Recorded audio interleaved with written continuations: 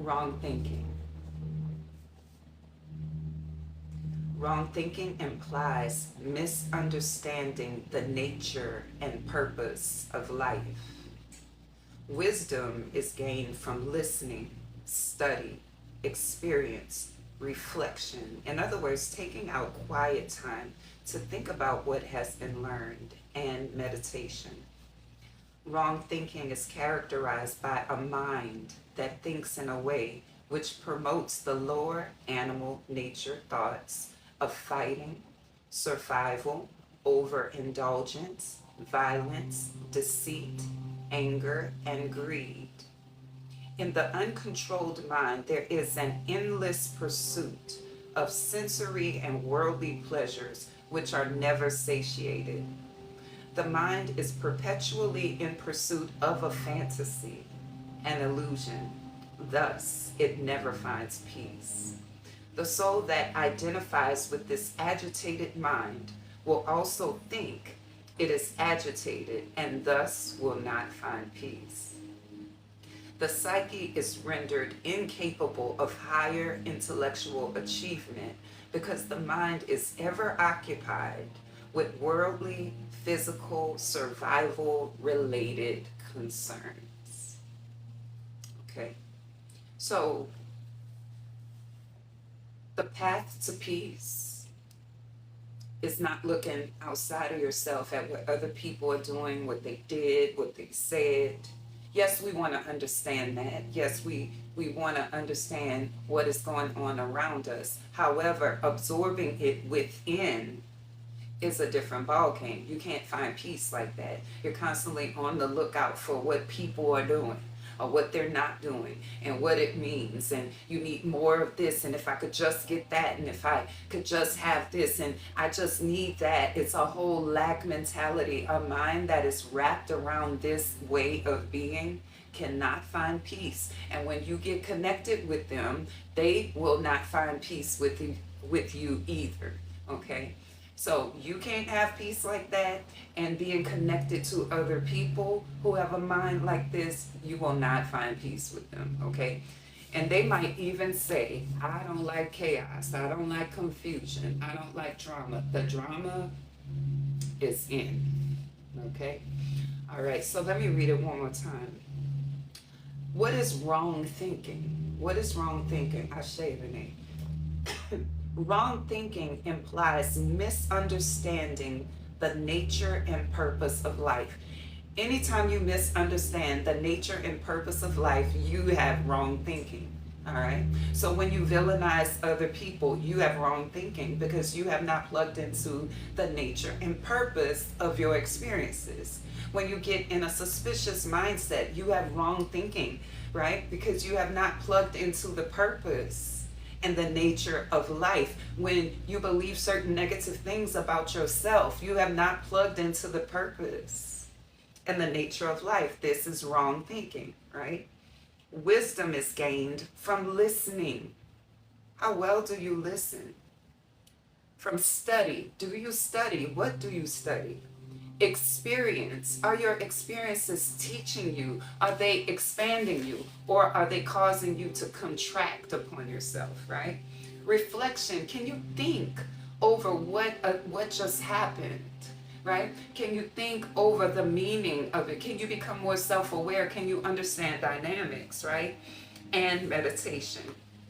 Wrong thinking is characterized by a mind that thinks in a way which promotes lower animal nature. When you're promoting your lower animal nature, resentment, bitterness, distrust, right? What else? It says fighting, survival, overindulgence, violence, deceit, anger, greed, vengeance. The list can go on and on and on. This cannot bring you peace. That's why it's wrong thinking, right? It can't bring you peace.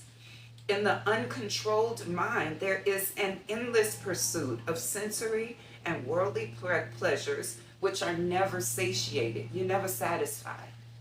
You go get this and you still don't have that.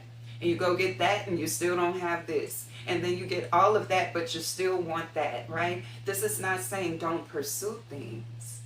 It's saying watch how your mind is promoting the lower animal nature and see where you can find contentment even while you're building, even while you're achieving. If you're in a space and you become totally discontent and consumed such that you collapse upon yourself in whatever feeling, you're not going to find peace. That's the uncontrolled mind, it says. Endless pursuits, right?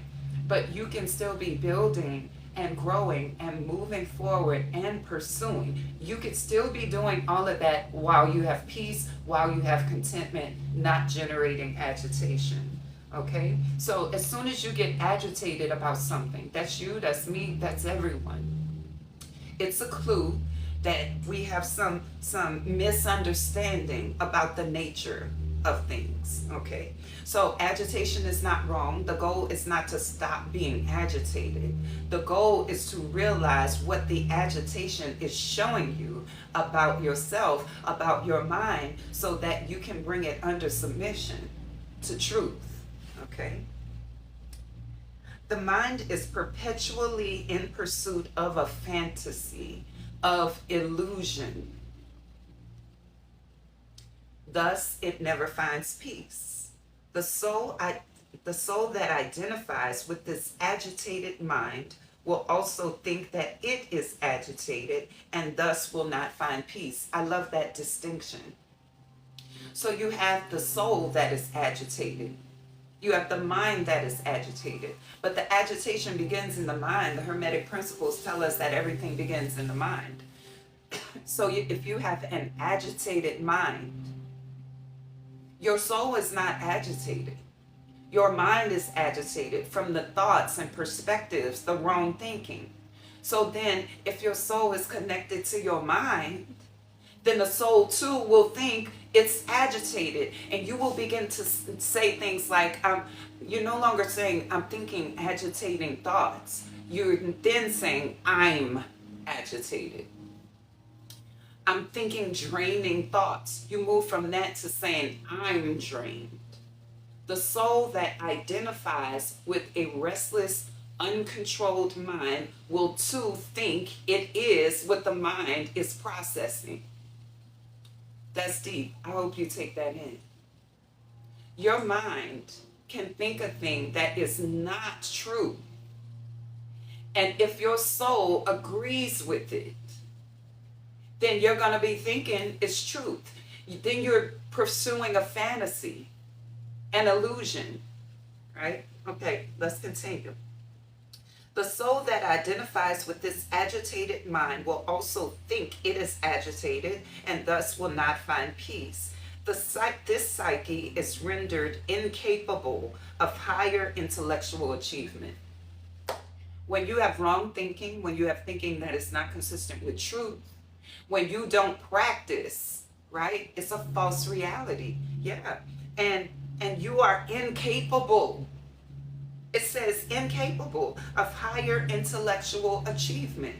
So you can think that you're as spiritual as you want to, and you can be as spiritual as you want to. But as long as you are ingesting and absorbing wrong thinking, you are not capable of going any deeper.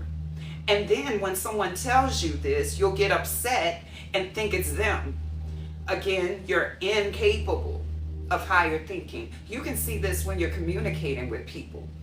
People who go back and forth, are incapable of higher thinking. Because if they were, one would back down and go, let me listen here to see.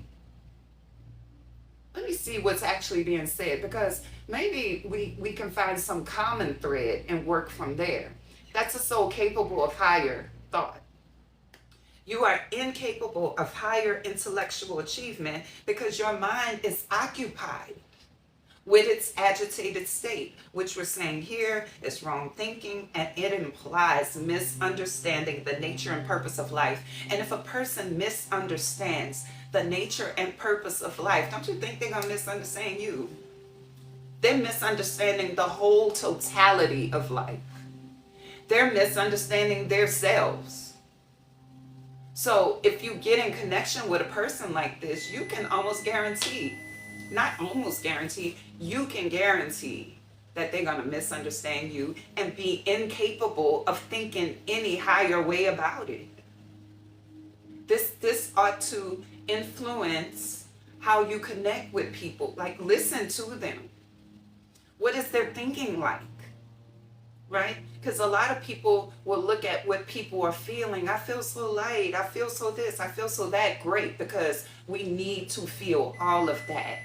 Right? But guess what? Feelings are closely tied to thought processes. So you need to also listen to their thought processes. Listen to your thought processes. Do they understand the nature of life, or do they fight over their truth? Do they go back and forth and be attached to their truth?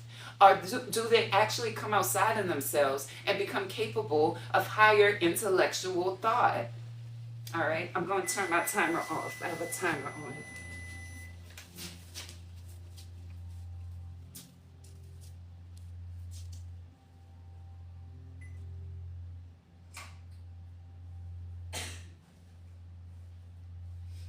Okay, so I love reading from these texts because sometimes people think, oh, she just talking or something, whatever. I didn't say it. The Egyptian yoga said it. The philosophy of enlightenment. If you have eyes, see. If you have ears, hear. If you have a heart, know. The Egyptian yoga book said it, I swear.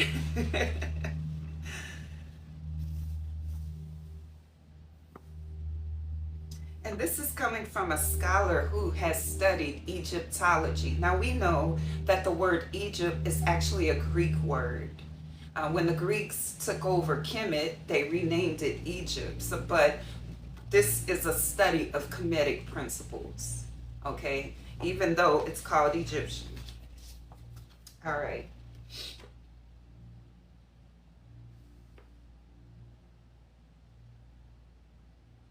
I'll read a little bit more and then we're going to go into the stretching. This too is yoga. This too is yoga, right? This actually is the yoga before the physical practice ever came about.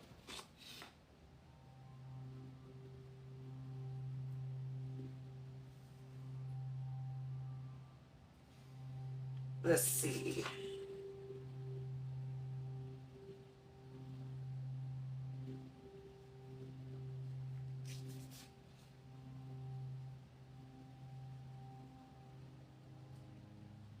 Ooh, let me read this right here. You're welcome. In coming into the physical realm and the physical body, the spirit gains experience through various situations in the process called living. The spirit is continuously evolving to return to its original state of oneness called Hita.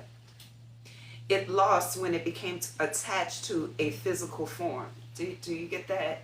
So this is not us really being in lack. It's describing the process of coming from the unseen into the seen realm. Once you take on a body and a brain, your brain is a localized consciousness. Your spirit is omnipresent, right? So when you take omnipresence and you bring it into conjunction with a localized consciousness, it's just some stuff you can't tune into right away. All right. So imagine you know everything and you're everywhere at one time, and then you come into a physical body that can only be right here according to the senses at one time. There's some stuff that goes beneath your consciousness. So if you are going to gain experiences, if you're going to gain experiences that brings that stuff back into your consciousness while you're human. Does that make sense? So it's not that you don't know this stuff. It's not in the consciousness or in the receptivity of the brain. So experiences increase your receptivity and connectivity to yourself, your divine self. Some people call it a higher self. You have not lost anything. That's just how we have to talk about it. You're not lost. You're not broken. It's a process of allowing spirit to have human experiences, and while having those human experiences, becoming more and more of spirit. It's the heaven meeting earth concept. It's the kingdom of heaven is inside concept. Okay, so let's continue. The problem arises when the mind believes itself to be a separate entity from others and develops an ego. Now, the ego in itself is not the problem. We need the ego to live in this physical form. I need to know the difference between you and me because I have a service to provide. So I need to know the difference between human you and human me. People who don't know the difference, they begin to operate in energies that we call codependency. They begin to operate in dysfunction. So the ego is here to help us connect through our varying experiences. The problem comes in when the ego wants to keep us separate. That's you, that's not me. It's an energy, it's an attitude. Yes, you are you, and yes, I am me. But we are also reflecting, okay, things that are beneath our consciousness. Remember, I just said we came here as omnipotent beings, but when we became in conjunction with a brain that is a localized consciousness, some stuff went out of our awareness. It's still a part of us, it's just out of our awareness. So what happens? I meet you and I reflect something that brings more of you into your consciousness. But if your ego tells you that that is not a reflection, that that's out there and it's not in here, and when I say in here, I don't even mean in the body. I mean also in the body. But I mean all of you, the part that is not seen. So when I say in you, I don't mean inside your body. Yes, permeating your body, but also everywhere. If you want to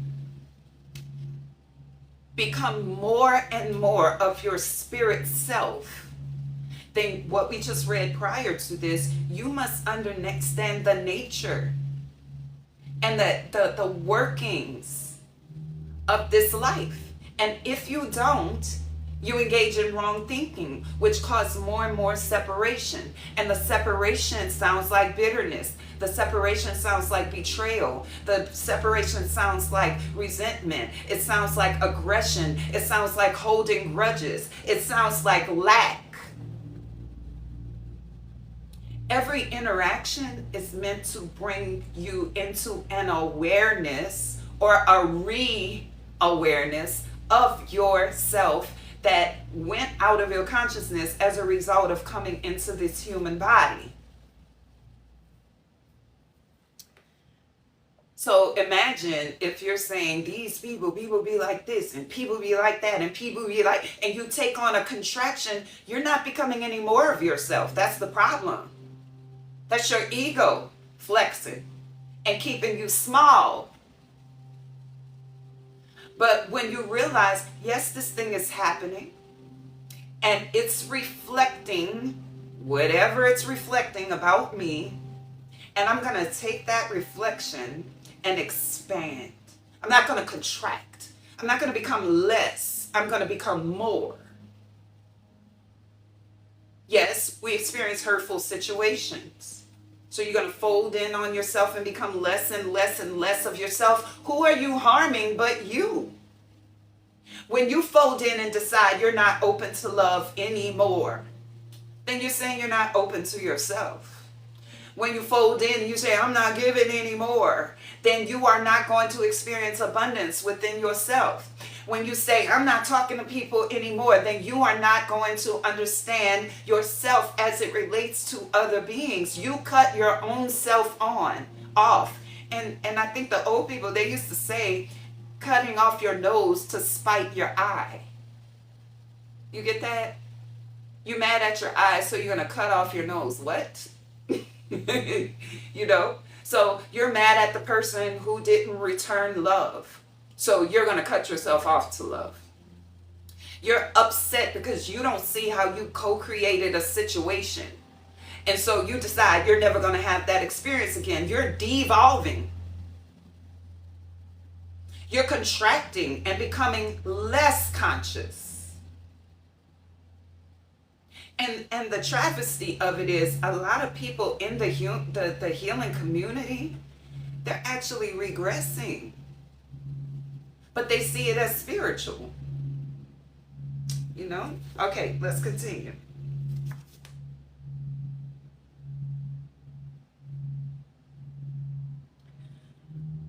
We read about the ego. Okay. The problem arises when the mind believes itself to be a separate entity from others and develops an ego. In forgetting itself, the spirit searches for unity or oneness. But in believing what the mind tells it through the senses, the spirit or soul identifies with the information and begins to search for unity and oneness the way the limited senses and minds have convinced it to search. You are already whole, but your ego tells you you are not. And so instead of acting from wholeness of your soul, hey Hawk, you act from the limitedness of your mind. You begin to search for unity and oneness in the way your limited senses and mind have convinced it to search. Childhood is an important period in developing one's sense of identity and correct understanding about the nature of reality. The ego personality develops desires and conjures up ideas as to how to achieve the fulfillment of those desires. There's two types of desire fulfillment, ignorant and wise. There are two types of desire fulfillment, ignorant and wise. Okay? And this is in the Kemetic Study of yoga. It's also in the Indian form of yoga. So these coincide. Okay? The ignorant form of desire fulfillment is based on erroneous understanding of the nature of one's desires and the way to resolve them. All desires arise from the need to regain the feeling of infinite bliss, which comes from achieving unity and supreme peace. All desire, it's saying all desire is your soul's desire to re-experience unity on a soul level. All desire comes from that. You're looking for unity because this mind has caused us to think that we're separate. Okay?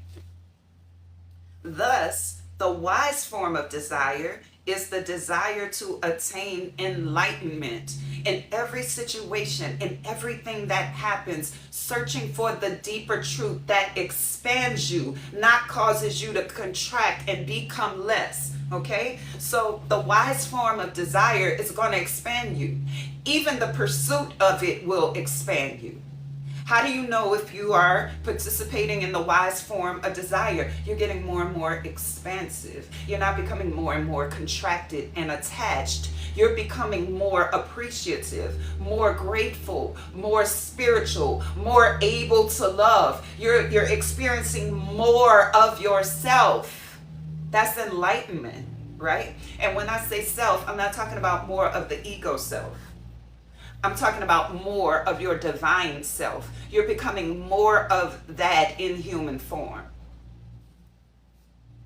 Due to the identification with the mind and the body, we search for bliss by trying to satisfy desires which arise in the mind and the body, not understanding that the mind and the body are only instruments that are to be controlled.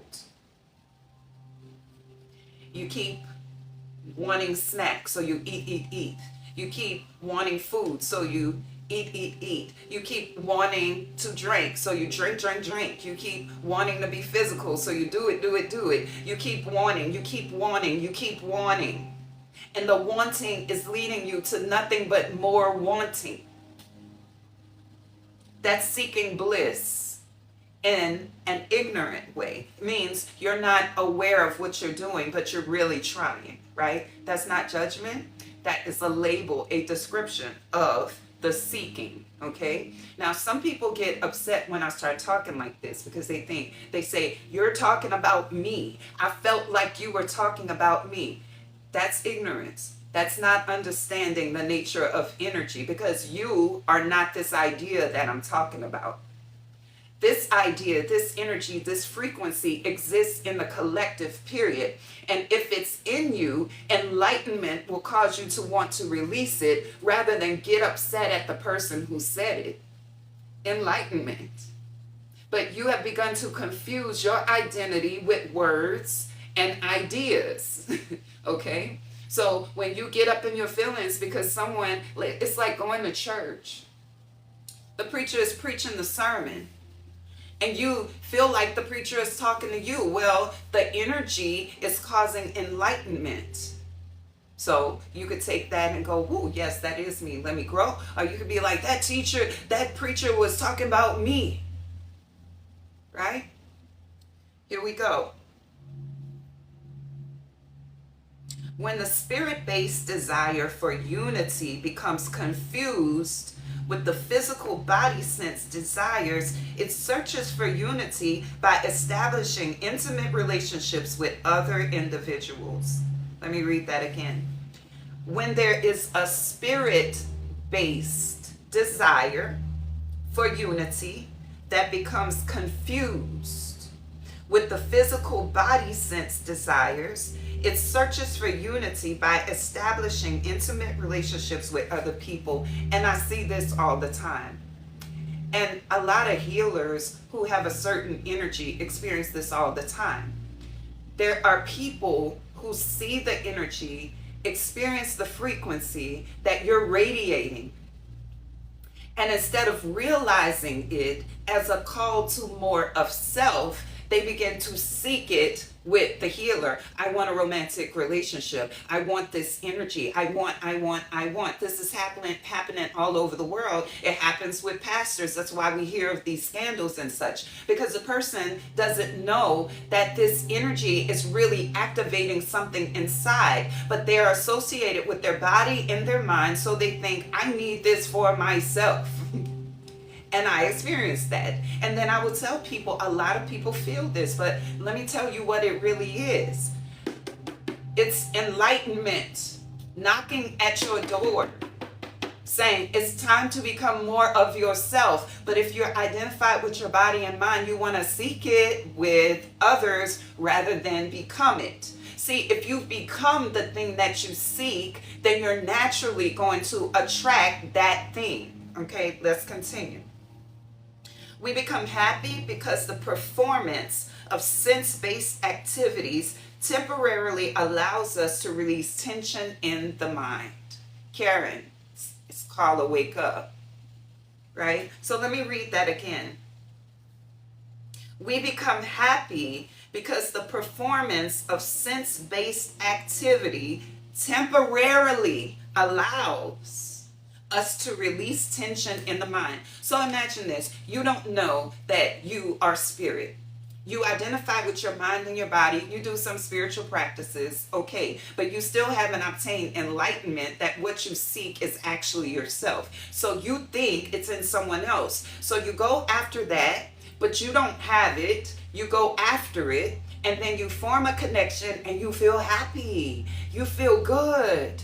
Because now I'm experiencing more of myself, but that's not what you say. You say you, I'm experiencing you, and the experience with you feels so good because you do this, and because you do that, and you do this for me, and no one else has ever, and I feel happy about this because I no longer have the tension of trying to figure out this energy for myself. Am I saying relationships are wrong? No. What I'm saying is when you seek before you become, this is the outcome. And I'm reading it from the book, okay? So this is not, some people be thinking, well, that's her opinion. It's not my opinion. It's ancient truth, okay?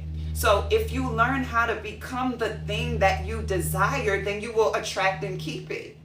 All right? So let me continue. We become happy because the performance of sense-based activities temporarily allows us to release the tension in the mind.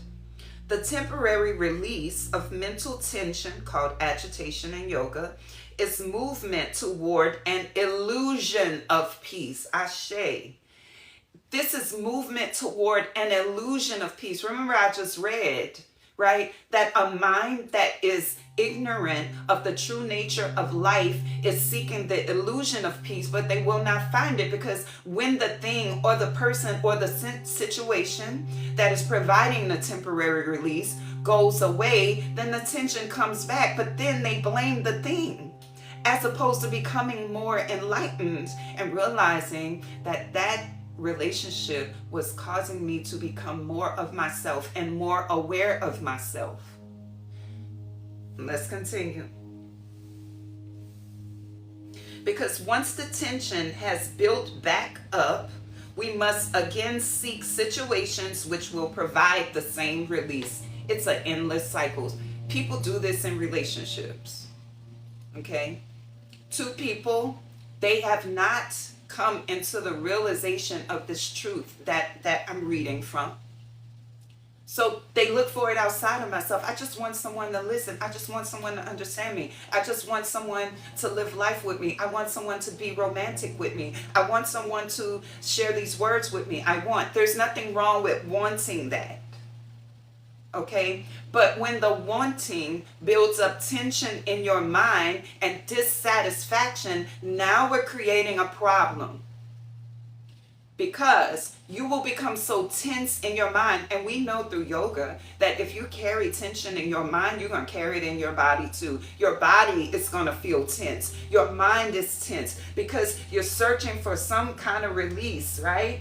And you think that it's coming from the outside. That's the illusion of peace. Because once you get the job, you go, "Ooh, I just always wanted that." And then the tension builds back up. And you get the relationship that you want, and you finally feel at home. Then the tension builds back up. You finally mend the relationship you wanted to mend, and then the tension starts building back up. Because you have not shifted your mind to reflect truth. Your mind is still interested in what the ego is saying. Right? So, the temporary release of mental tension is movement toward the illusion of peace, because once the tension has built back up, we must again seek situations which will fulfill the same release. Sometimes this is attained through watching television, overeating, smoking, shopping, sexual activity, drugs. For some, when the frustration level builds beyond their ability to cope, they might not want to live anymore.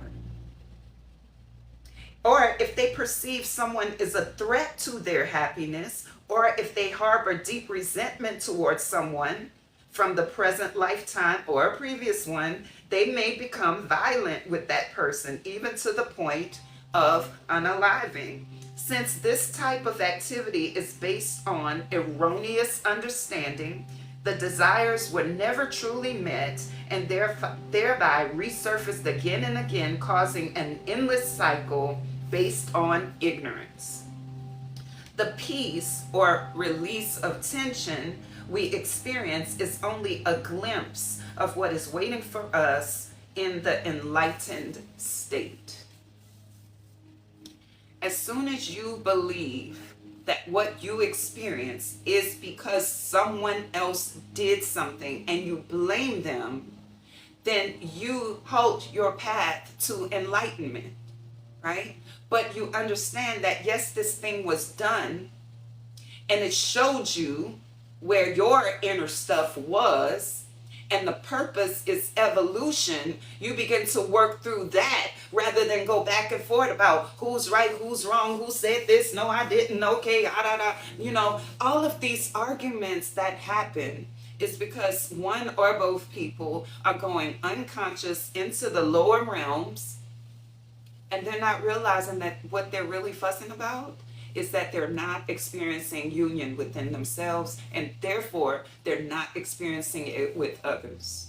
So they gotta cut others off, because others are the reason for my experience. I'm not saying don't cut other people off, because that might be necessary. What I am saying, though, is realize that whatever happened, It doesn't mean you have to stay connected to them. But if you want to grow, it does mean that you need to realize all the ways that you were seeking peace through a temporary means without becoming it.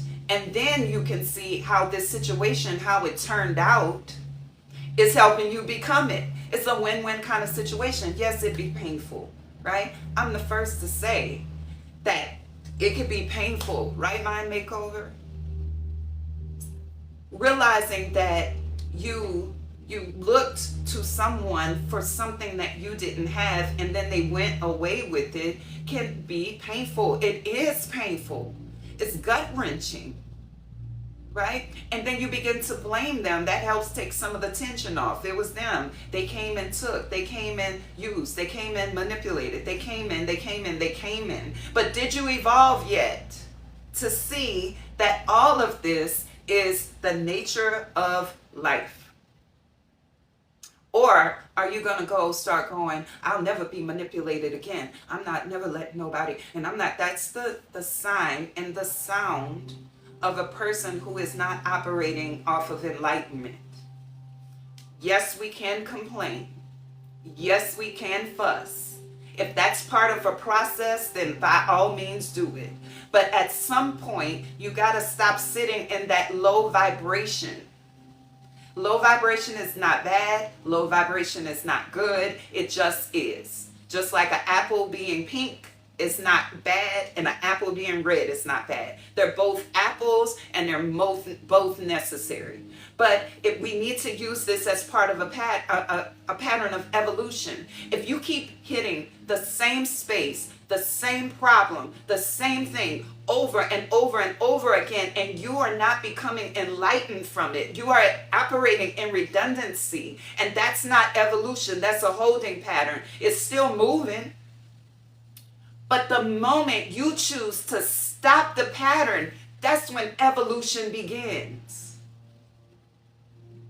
The moment you decide that this is not enlightenment, what I'm doing here, what we're doing is not enlightenment.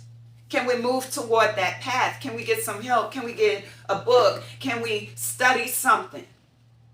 Because otherwise, we're just in the lower nature together, creating nothing but more pain and more stuff to evolve from. Do you realize that? You get in a situation and you keep devolving, you're creating more of a hole to dig yourself out of. That's what the patterns do.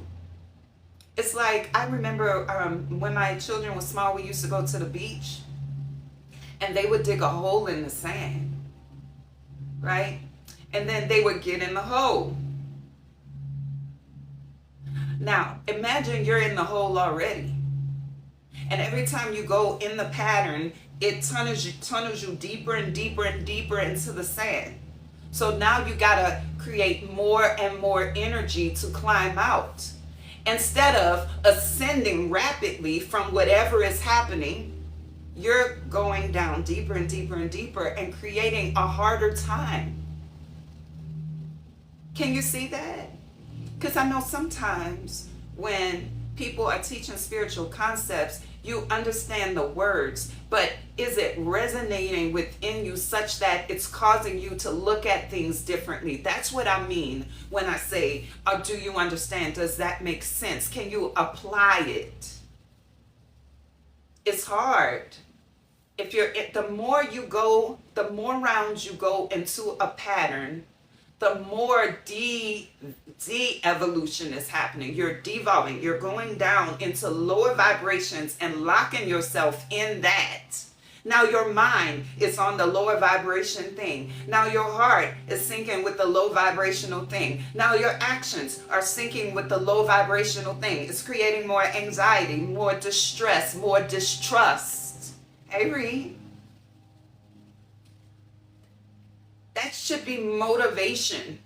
When you feel yourself hitting the same thing over and over again, saying the same thing over and over and over again, the same experience, new people, the same experience, the same person, the same experience, a different day, whatever. It's time.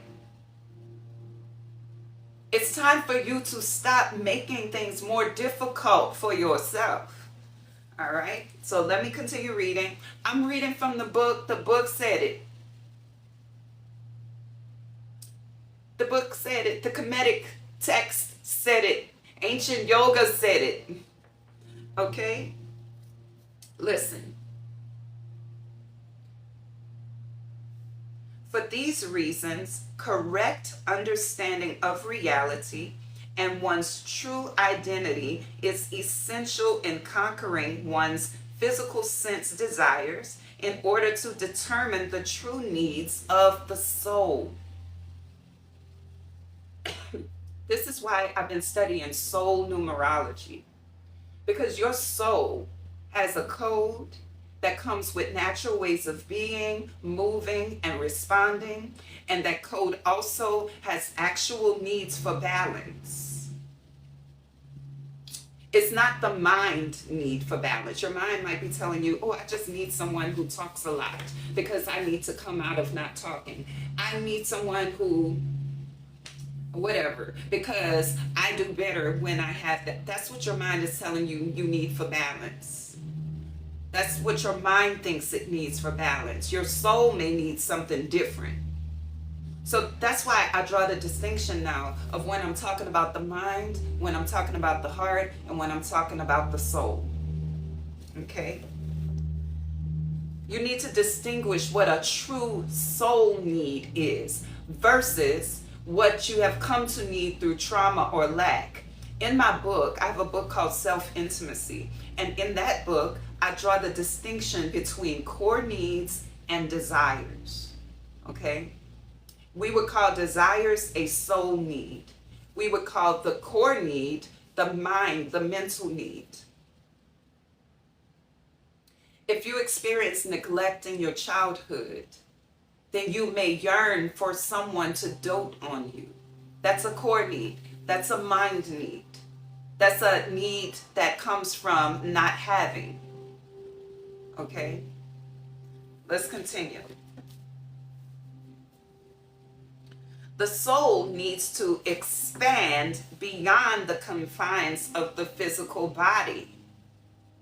Family, relationships, and the physical world. Your soul needs to expand beyond. So what are you doing when you stuck in, locked in lower mindsets and de-evolving? You're not meeting a de-evolving. You're not meeting a soul need. And a lot of people are doing this, but and they're calling it spiritual. It's spiritual, but in the opposite direction of where they want to go. Your soul needs to expand beyond. Are you expanding? You need to expand beyond your physical body. That means master it. Some people think that means I don't need this physical body, so they don't treat it right. No, expanding beyond the physical body means become greater than it, means mastery. You need to expand beyond the physical body. Family relationships.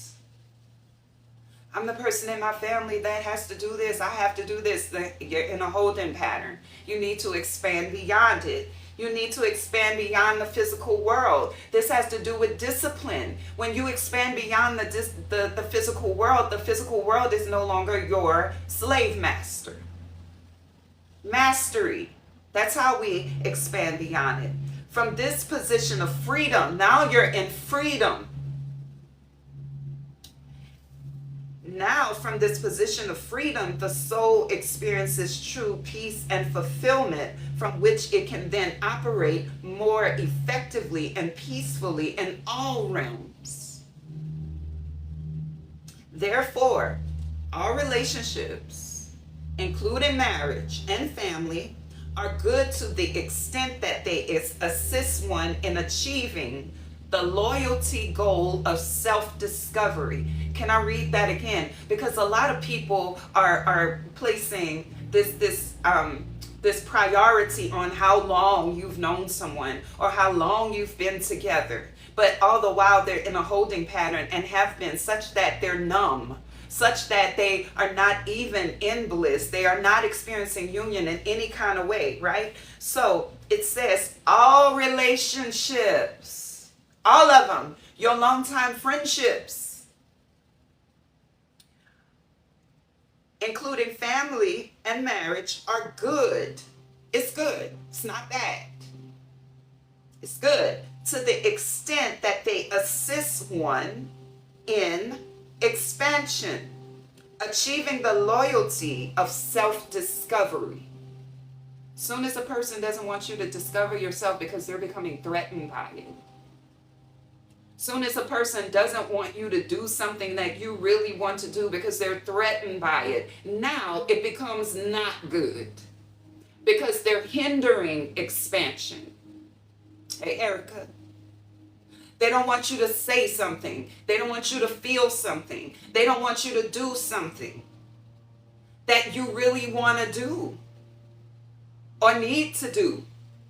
These relationships, thank you, Erica. These relationships are good to the extent that they assist you in your expansion. As soon as you are no longer expanding, you need to reevaluate that connection. And so then people will blame you for not being all in or not being committed or not being this or not being that. No, this situation, family, friendship, marriage, whatever, right, is a limiting relationship rather than an expansive one. Sometimes you're the one trying to limit others. They want to do something and you don't want them to do it. They think something, you don't want them to think it.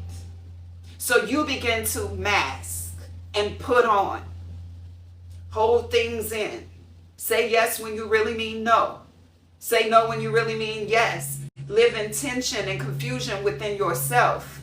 You want to control other people, and you may say, no, I'm not controlling. Absolutely, you operate in controlling energies. When you don't want a person to think something and you don't tell your truth because you don't want them to think it. We're talking about enlightenment. Let's continue. One must cultivate a form of dispassionate love. What does that simply mean? That means stop confusing love with connection. Stop confusing love with action. Stop confusing love with control. Now, you're free to decide what kind of connection you want, but stop confusing that with love, right? So there's some people who would say things like, if they really loved you, they would have tried harder. That's not true. That is what leads you to more and more suffering and contraction. That's not true. What's true is they didn't do what you wanted them to do. And you decided that they are free to do that, just like you must practice self-loyalty for your own particular desires. Now we're working with something.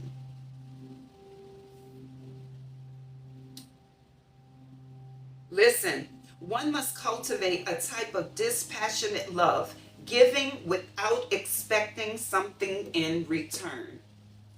Giving without expecting something in return. Notice how I say that. Hey, Shelly, giving without expecting something in return. You need to hear that because a lot of people are in denial about why they do things. I just made a post about this today and I wasn't even planning to read this.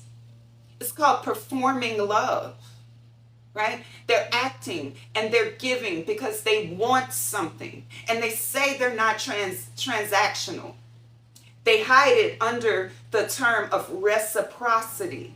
No, let's talk about abundance instead. Hey, Bohemian.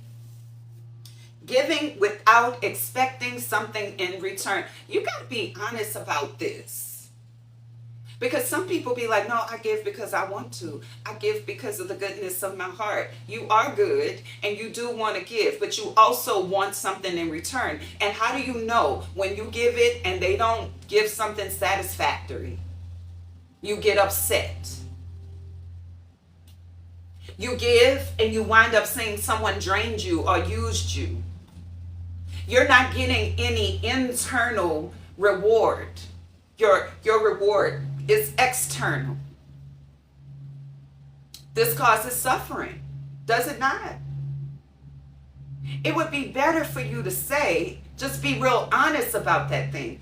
I'm giving you this because I expect you to return the favor one day. That way the person can decide, no, I don't want that. But no, you give and you don't examine the content of your heart.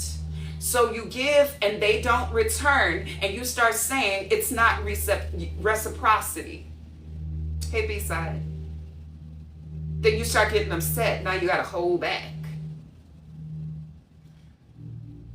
I was in a situation one time where a person said, they were giving because they wanted to. So they were doing all these things. And the connection wasn't moving fast as they wanted it to. So one day, as we were having a conversation and they were asking me, where are you in the connection? Are you growing? Do you see this becoming something else or whatever? I said, right now, I just see that what we're doing, I enjoy that. I don't know anything further. I don't know yet. And they said, see, you want commitment things without the commitment. And I'm not doing that. I said, point well taken, because that's not true. But what is true is that what you're doing these things because you have a motive, and you're not achieving your goal in the time frame that you want to, or you're not sure that you're going to achieve it. And so you have decided, I don't want to do that anymore. That's fine. That's fine, right? But when you're giving out of the goodness of your nature, I'm reading this right here from the Egyptian yoga book. It's not my opinion. We're talking about true peace, true unity, true connection. When you give, let me just read it from here. It says, one must cultivate a form of dispassionate love, giving without expecting something in return. Yes. So when you start seeing, hold on one second, let me do this little puzzle thing. Let me make this practical. Nothing is wrong with giving and wanting something in return. It's just that you need to say it. And you need to be clear about it within yourself so you can make it known. I'm giving you this because I would like you to return it when I need it. That's it. Just be honest. There's nothing wrong with it. There's nothing wrong with that person saying, hey, I don't want to do these things for you because you're not sure if you want to move into a commitment. There's nothing wrong with that. But initially, it's good to say, when I know that someone wants to be in a commitment, I do certain things. So I might not do those things until I'm sure you want to be in a commitment. Now everybody understands. But we live in a time where people don't feel comfortable verbalizing from truth. They rather blame others. They rather get themselves in an uncomfortable situation and blame someone else for it instead of evolving, saying, hey, I need greater understanding here. How can I do this differently so it doesn't end up like that? Giving without expecting something in return. This provides joy, right, Snooki? This provides joy and peace that cannot come from possessive, ego-based loving, which leaves one person open for the pain of disappointment. You create disappointment on your timelines. Let me go so far as to say you create disappointing timelines for yourself when you are not honest about why you're giving, or when you're unconscious about why you're giving. But when you start feeling like someone used you and didn't give back into you, that's a sign that you need to evolve. Either evolve into more honesty or evolve into giving without expecting. That's a spiritual practice.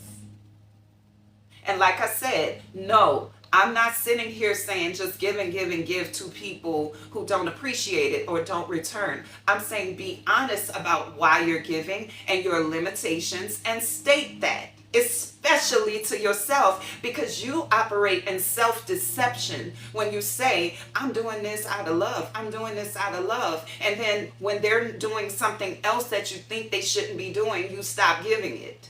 That's not doing it out of love. Maybe the original motivation could have came from love, but now it has morphed into control and conditions. And it's okay to say that too. It's okay to say, at first I thought I was doing this out of love, but I realized that I really want something in return. Then the person can say, no, thank you. Don't get upset about that, right? It might hurt. But now we're coming into some very honest and clear exchanges with people, which takes us up several levels of elevation mentally. It changes the type of people you connect with, because you're that honest, it's going to weed out the people who don't deal well with that. Because you are honest, it's going to weed out people who cannot be honest within themselves or handle honesty well. That helps you to fine tune your connections. Yes or no? What y'all think? Listen to this. One's own maturity, not the maturity of the person you're dealing with, that's important, but one's own maturity and spiritual insight must guide one in deciding which relationships to engage in and to maintain.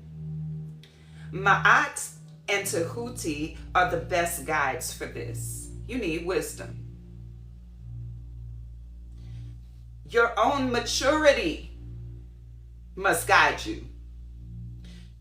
Your own spiritual insight must guide you. How much the person is giving you and how much you want and the potential you see should guide you? No. Fine tune the relationship. We live in a time where people cannot even have check-ins because they think check-ins are negative. Relational check-ins, you know that, right? Checking in with you and saying, is this going well for you? What do you not like? What do you like? They see that as criticism. So if you can't check in and you can't say, yes, this is working for me, no, this is not, and rework the relationship to fit that, what are you doing? What kind of relationship you have? If you're going to fall off the deep, it's misalignment. Right.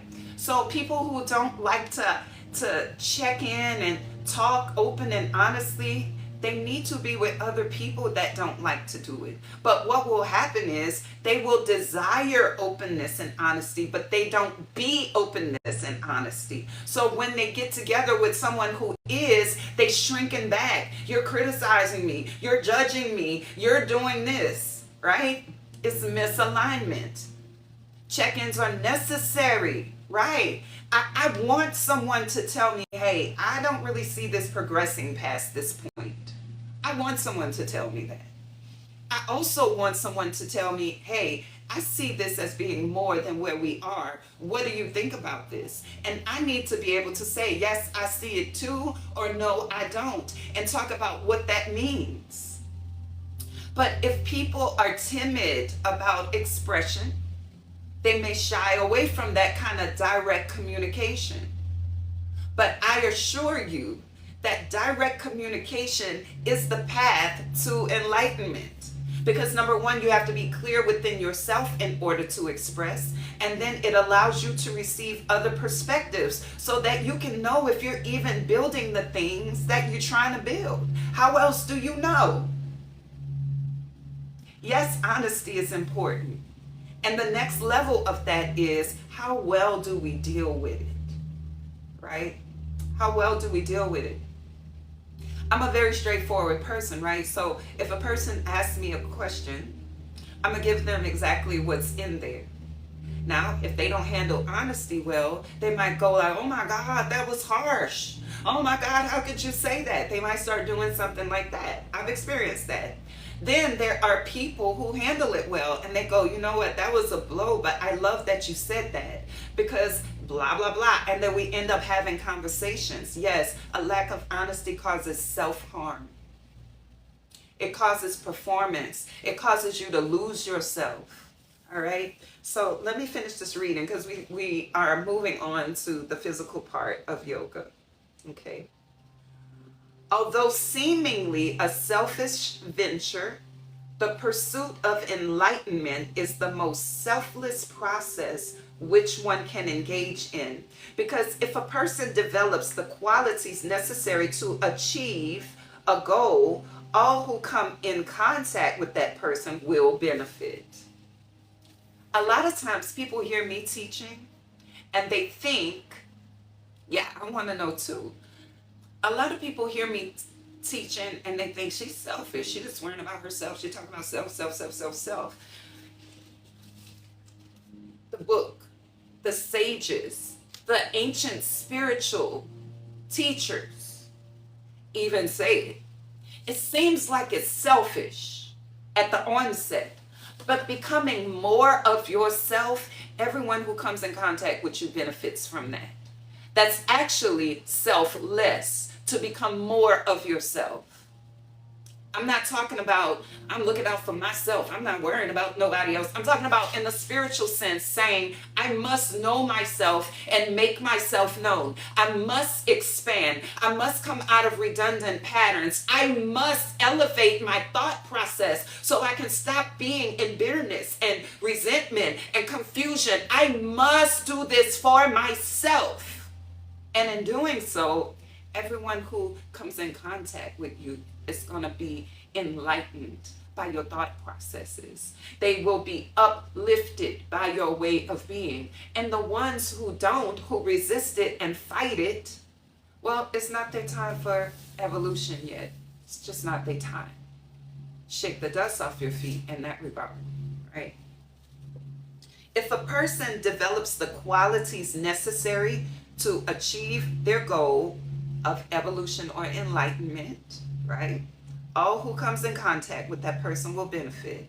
Since all humans are in reality expressions of the one supreme being, the best thing an individual can do is to free him or herself from the apathis and the set, which are feelings of selfishness, machismo, feminist, immorality, hate, sadness, sexism, racism, which are all ego-based and mental conditions. As each individual is saved, the world and thus one steps closer to salvation. Therefore, doing one's best and then relinquishing the rest to nature, to God, is the preferred course. In relationships, as any other area of life, the keys are, y'all listening? When a teacher tells you the keys are, or the important thing is, that's when you need to perk up and hear. In relationships and any other areas of life, the keys are honesty, patience, and dispassionate love, giving without anything, expecting anything. As one who aspires to achieve the greatest goal of enlightenment, one must realize that the road is full of obstacles and challenges, and thus life becomes a spiritual practice. Ashe? Ashe. Over the years, I've done teachings like this, and people have blocked me. They have called me arrogant, selfish, narcissistic even, right? But when you really plug into these spiritual principles, it sounds like foolishness to other people. So somebody had called it a backward ass way of thinking. When you begin to really practice these principles as it is written, it sounds like foolishness to other people. You know why? Because they can't benefit from it. Their ego can't benefit from it. They can't possess you. They can't have what they want from you. So they get upset. You're the problem. And some of you have experienced that, have you not? Where your honesty or your insight or something that we just talked about right here You have demonstrated it. And they get upset, right? Because they can't manipulate it. They don't like your honesty. They don't like what they see in themselves when they communicate with you, right? And maybe that's been you sometimes, because it definitely had been me. It's in my younger years, right? In my younger years, when people started talking to me in this way, I would get upset. When people would be brutally honest with me about my space and where I'm at. One time I was in church and the pastor called me a baby Christian. And it was based on, the scripture that says you don't give meat to babies, you give milk to babies. I got so upset. Who are you calling a baby? I've been on this path. I've been just throwing a fit inside and outside. But what was true is that reaction was telltale that I really did not need to be going into the deeper concepts. I needed to be practicing self-mastery on the level of understanding.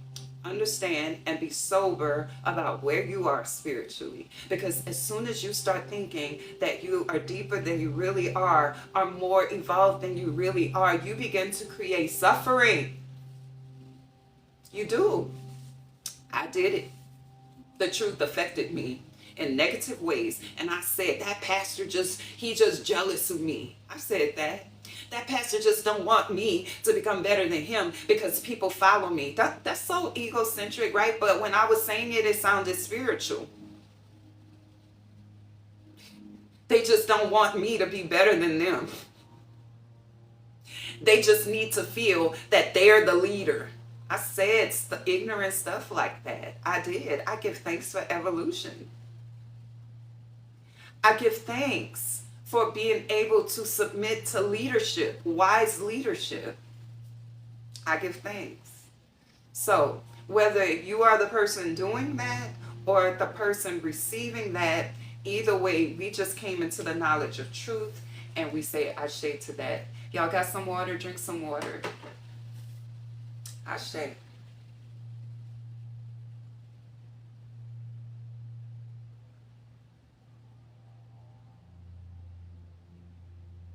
And now let's move on to the physical practice. All right, so we've set the intention. We've come into union with truth in our minds and our hearts. So now just let's practice a little bit of movement and then I'm getting out of here. It's 11:51. Okay. So let's bend your knees, Asheo, and bring your feet about a little wider than your hips. Bring your hands behind you, fingertips pointing back. Notice my chest is proud. I'm not hollowing out in my chest.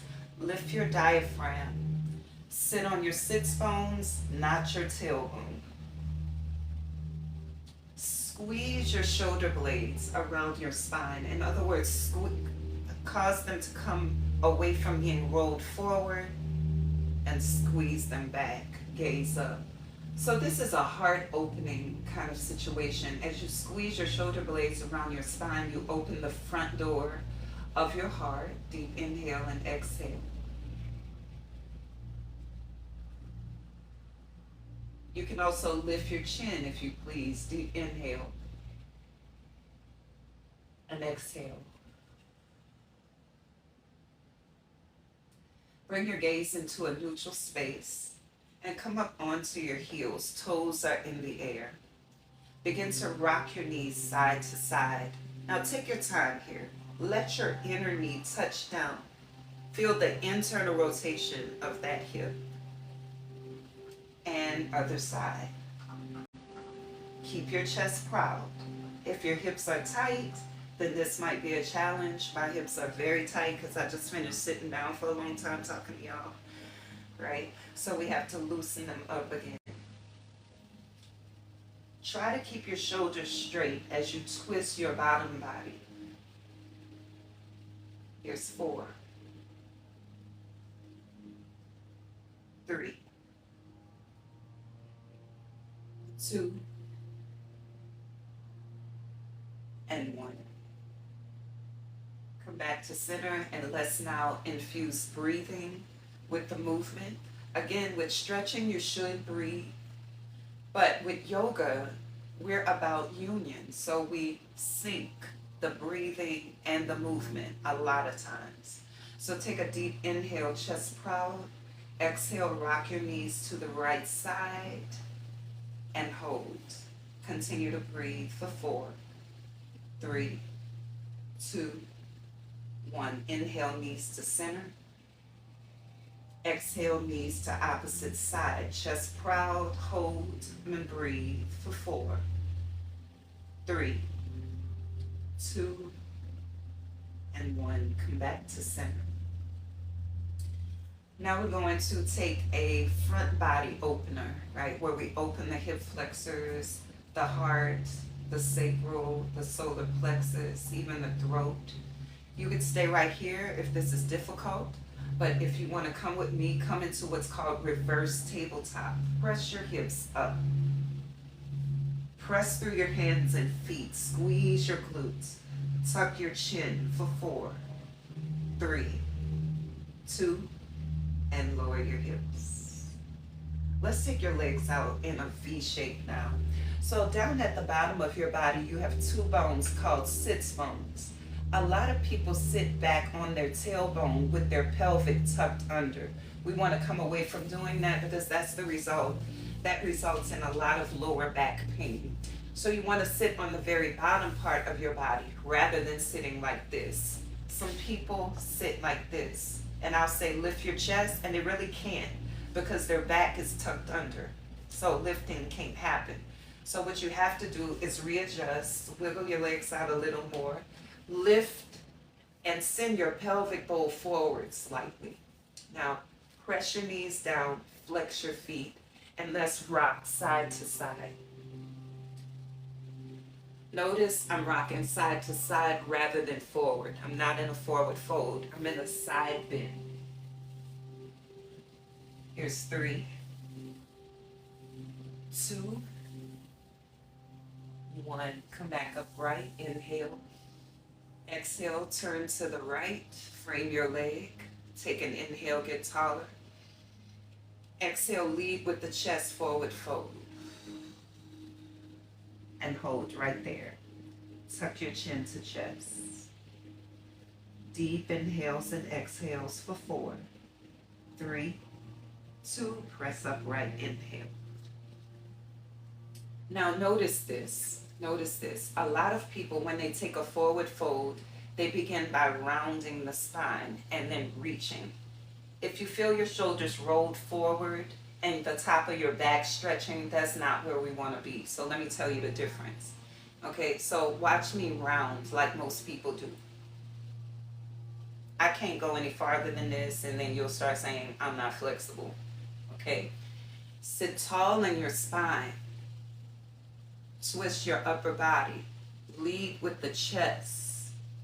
Now round the spine. Go ahead and take your forward fold.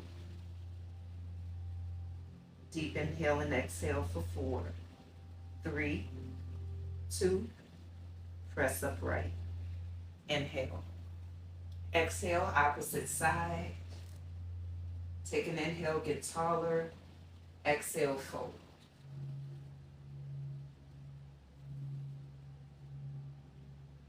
You may find one side is tighter than the other. That's normal. Here's 4, 3, 2, 1. Press yourself upright. Inhale. Now we're going to take a forward fold, but watch this. Once again, you want to keep your chest proud, your shoulders rolled back and down, and your pelvic area relatively upright. If you come here, then this is going to be the result. If you lead with your chest, press the knees down, press the hips back, you'll come here. All right, so go ahead and take your forward fold. Once you reach your point of resistance, round your spine.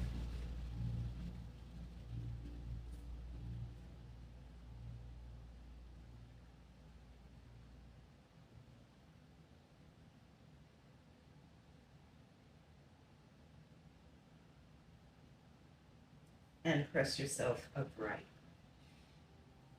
So we're going to go back to those original knee rocks, I call them. Remember, sit on your sits bones, chest proud. Come onto your heels. Rock your knees to the right side and hold. So my screen is mirrored. Your right is my left, okay, and your left is my right. I'm going to my left right now so that you can go in the same way with me to your right. Come back to center and rock to the left. And that's why aerobics instructors, they don't really give directions that well, because we're so used to cueing in the mirror form for the audience that we don't remember that our left is really our left and not our right. Go back to center. All right, so we're gonna do just 2 more movements and then I'm gonna get on out of here. Place your left ankle onto your right knee and press your arm straight. So you should be feeling the stretch in your outer hip. Come up onto your heel of your bottom foot and then rock side to side. Take your time. Try to keep your shoulders straight.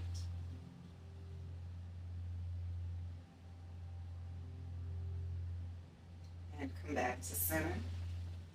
We're going to switch sides. Readjust for your sits bones because you might migrate farther up the back. Chest proud. Pause for a moment, deep inhale and exhale.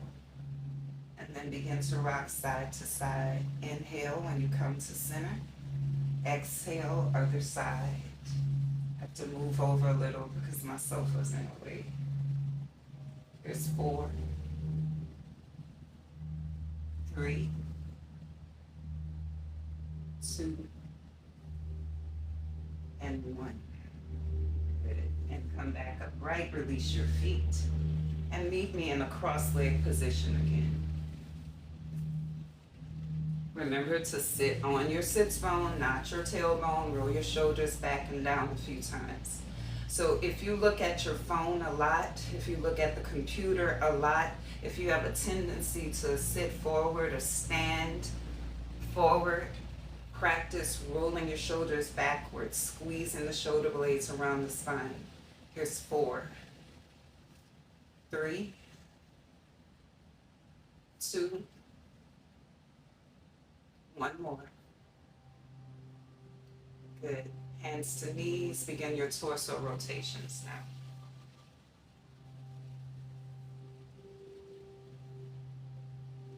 Here's 4, 3, 2, and reverse. Take it easy. Here's 4, 3, 2, and 1. Come back to center. Allow your body to reset here. So we began by palming, rubbing the palms together. Go ahead and begin to do that once more. And then place your palms on any part of the body that needs your touch, that needs gentleness, that needs soothing of any sort.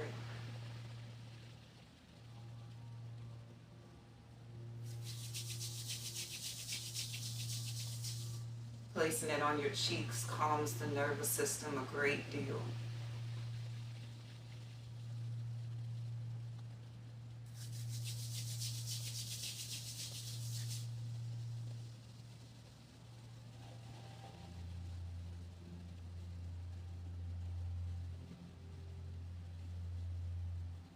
When you're done, release. Let's take a deep inhale and exhale. Deep inhale and exhale. Last time, deep inhale. Seal your palms. Bring them down to your heart center. Allow your thumbs to touch your chest. Bow your chin. And we end with the Sanskrit term, which means I bow to you. Namaste.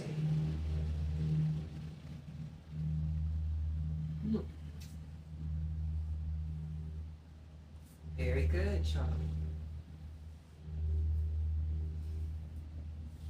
Very, very good. Yes, I do have man hands. The women love them. You're welcome, Trania. You're welcome. You know, I used to, growing up, not like my hands because they were so wide and the veins and things like that. And then I realized women love my hands. They like looking at them. They like touching them. They like feeling them.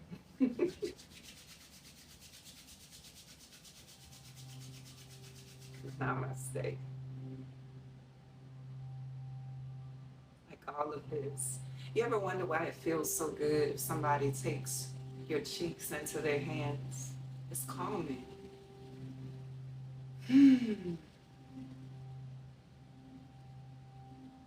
That's why little kids, like when they get enamored or curious, it's self-soothing. Yeah. All right, peace, y'all. If you follow me on YouTube, I'm going to do my best to upload this into YouTube once it finishes processing from TikTok, in case you want to listen again. If you want one-on-one coaching, I offer it. You can find that on my website at veronicamarie.com.